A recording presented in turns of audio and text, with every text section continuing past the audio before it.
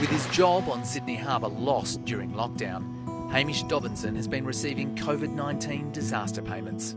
I wouldn't have been able to sustain myself without them.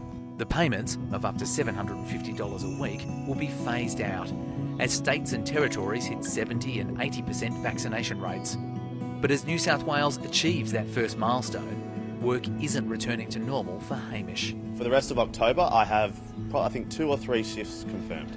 He thinks many other industries will suffer the same fate as his. A pub is not going to employ every bartender for a pub that's half full. A cinema's not going to employ every projectionist for a cinema that's only running one cinema. Mark Respy longs to be back working at this Melbourne cinema. Well, we get to see lots of movies, we get to make coffees and cocktails and talk to all the customers and to sell tickets. But it could be many months before it will be allowed to have packed houses. Every time we open, it takes a while to get back to that normal kind of running. COVID disaster payments have supported 2.2 million Australians since June, costing $10.5 billion. 1 in 5 people of working age in New South Wales and the Australian Capital Territory are receiving them.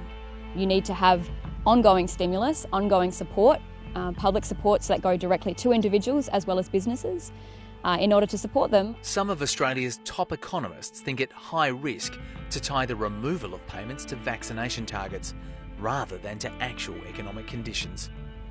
Others see a transition wobble ahead, but are reassured by high levels of household savings. And some say it will disproportionately affect young and lower income workers in sectors that can't snap back due to ongoing restrictions. Despite fears, the removal of JobKeeper did not see the economy collapse. The devil is in the detail.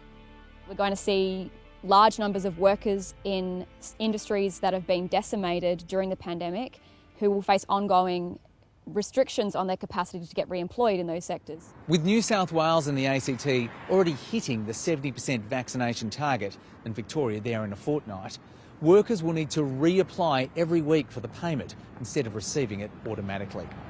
At the 80% vaccination target, a fortnight after, the payments will end.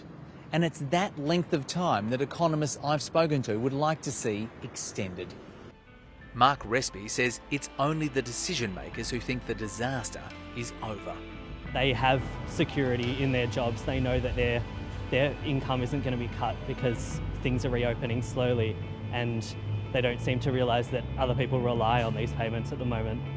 As we enter a new world of COVID normal.